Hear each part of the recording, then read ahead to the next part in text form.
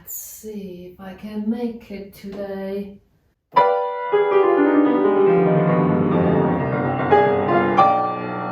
was a wrong note.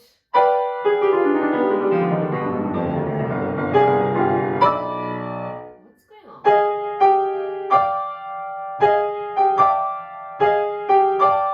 Why this is so difficult?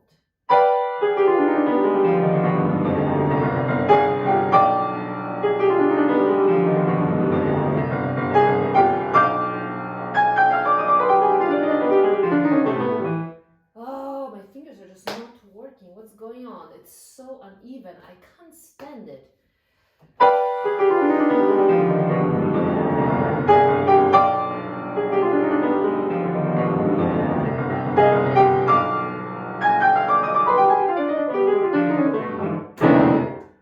Okay, I don't know what to do. Anyway, hi guys. Did you hear all these negative thoughts? Yes, those are my thoughts. And why I did that? I did that to demonstrate a very important point today. Quite often, when we struggle with something, when something is above our maybe level, or when something at the very beginning stage is difficult for us and creates a challenge, we have a negative mindset.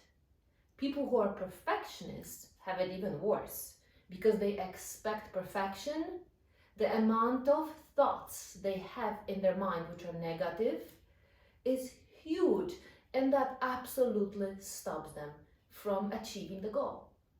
So before I get to my main point, and this is, by the way, my second video in the series of how to raise a top confidence. First, let me introduce myself. My name is Dr. Luiza. I'm a musician, I'm a martial artist, entrepreneur, and life and wealth coach. And in this video, I will focus on second important aspect of building top confidence, which is your vocabulary. And if you didn't watch my video about visualization, which is step number 1, make sure to go and find that video in my YouTube channel. Today, everything is about our vocabulary and our self-talk. You see, negative self-talk lowers our self-worth. It kills our confidence. So today, I'm going to give you great tools to build your confidence level by using empowering vocabulary. Together, we are going to get rid of these negative beliefs which you programmed yourself with.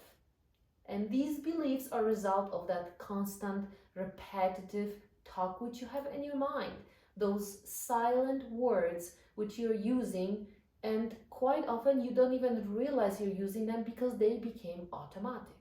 By using specific thoughts, we're actually leading towards the outcome. The outcome which, if the vocabulary is wrong, if the self-talk is actually negative, obviously the outcome will not happen, or if it will take so much time and it will become so frustrating that we will not even enjoy the journey of achieving something.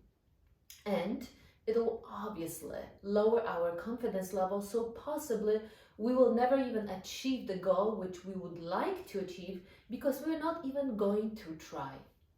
So you see, I give the piano as an example because I remember myself when I was a little girl. I started playing piano in music school around the age of 4 or 5 years old. And as a little girl, I was already, unfortunately, perfectionist. Well, maybe I shouldn't say unfortunately, because in the same time, it actually gave me in the future possibility to redirect my perfectionism and use it in the right way. I had to work on becoming less perfect and release the pressure of perfectionism. So I decided to do something positive about that. But at the beginning, it was very, very hard. I would play simple music song. For that age, obviously, it was very difficult for me. And I would be getting so frustrated. I would actually cry during my practicing because I needed to get it perfect. I would crumble the music page and then I had to iron it before my mom sees it. Well, actually, my mom probably saw it. I don't really remember that well, but I know I have few music books which are actually very, very wrinkled. They are a great memory how I was when I was little. On the top of that, I was tough on myself, and somehow I didn't know how to really empower myself and be patient. My music teacher, who was very, very tough on me, was also constantly criticizing me. And years later, when I started competing, that perfectionism took me far. My practicing and dedication, took me far, and I was winning national competitions. And I remember that even second place in national competitions was not good enough for my music teacher. So instead of having someone who built my confidence, because I didn't know how to build it with my way of communicating with myself, my confidence level was going down and down and down. And how often do you do exactly the same thing when you actually struggle with something? When you are facing some difficult project at work, what do you say to yourself when it's super hard? Do you say, it sucks, I will never be able to do it, I'll never be able to finish it on time? When you have some maybe challenging speech you have to deliver, maybe in your workplace, or maybe you're a public speaker, and what do you say to yourself before you do that speech? Do you see yourself? Do you see yourself like accomplishing it and standing confidently on the stage? Do you say to yourself, I'm so excited about doing it? Or maybe you're saying to yourself, what if I stutter? What if I forget what I want to say, right? What if I sound stupid? What if people don't understand me? How many public speakers or people who are actually giving their knowledge to others through videos or through podcasts, right? They're so afraid that they're going to forget what they're supposed to say, or they'll sound ridiculous. And these thoughts obviously are lowering their confidence level. Or how do you describe yourself? How many people say, oh, I don't like the color of my hair.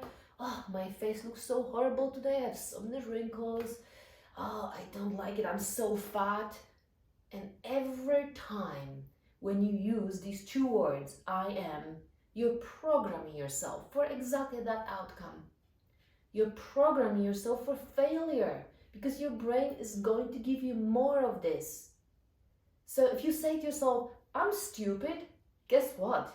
Your brain will bring lots of examples from your life, which you decide, yeah, I was stupid. So even if you did something stupid, right? Even if you made a mistake, does it really mean you are a stupid person? Maybe it was just a mistake, but because you say to yourself, I'm stupid, then guess what? You start believing in it.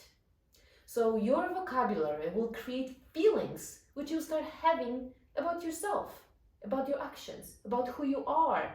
And these feelings, as a result of that negative vocabulary, will obviously be negative, and that will completely lower your confidence level. So the important thing here is, what vocabulary will actually serve your goals? What vocabulary will raise your confidence level? Because at the end, if our vocabulary influences our feelings, our emotions, what we feel about ourselves, wouldn't it be better to use the vocabulary which makes you feel that you are actually capable of accomplishing the thing you want? That you are actually having strength to continue with that hard, demanding project which you have ahead of you. So now, how to change that vocabulary? Well, I remember years ago, I had the privilege of working with Don Green. He is a psychologist who worked at Juilliard with students, with high performance students. He also worked with Olympic high performance athletes to help them with psychology, with understanding how our brain works. And I remember he gave me this wonderful assignment, which I want to share with you, because that will absolutely change the way you think inside of your mind. He assigned to me that every time when I practice, I need to write down every thought I have. So I had a piece of paper on my stand. I was actually practicing my French horn, and what I did is every time when I had a thought, I wrote it down. My next thought, this sounded out of tune, I wrote it down. This sounded too harsh. I wrote it down. Oh, I cannot stand how tense my sound is today. I wrote it down. And then I look at that page and I realize, wow, there are so many negative things there. My mind is racing, my mind is analyzing instead of focusing on how I want to sound. The same goes with you. I suggest you to actually take a piece of paper or during the day when you catch yourself on that negative thought, write it down on your phone. Create a text message to yourself and quickly speak it to your phone. We're so blessed with technology now, you can easily do that. You'll have a wonderful list at the end of the day. And guess what? When you look at that list will tell you why you're not accomplishing things you want to accomplish, why your confidence level is so low. Or hopefully that list will show you you are doing awesome, and that's what I wish to you. Now, the next part is you realize something magical starts happening. The more and more you observe these thoughts and you start noticing them more and more, you'll be able to actually stop yourself before that thought just blows out of proportions. And next step will be you'll be able to redirect that thought. So instead of saying, this is absolutely impossible, you're going to change it into, wow, I love how challenging this is. Because when I accomplish it, this will raise my skills to completely another higher level. Instead of saying, I don't like my face, I have so many wrinkles, right? Maybe you are going to stop yourself and you say, you know what? I need to do something about these wrinkles. Maybe I need to sleep a little bit more. Oh, maybe I should change a cream for some better one, right? Instead of saying, I'm so bad at it.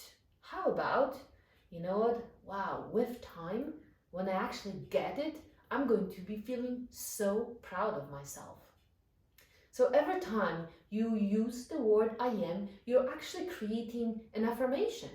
It's like a powerful statement which when it's repeated many, many times, it becomes a program which you run inside of your own mind. And after certain number of repetitions, this program becomes unconscious and it ruins your life. So make sure to program yourself in the right way and always remember every silent thought after a while becomes part of that program. So I wish for you that you are creating the most empowering program, the program which will give you the top confidence to do anything you want in your life.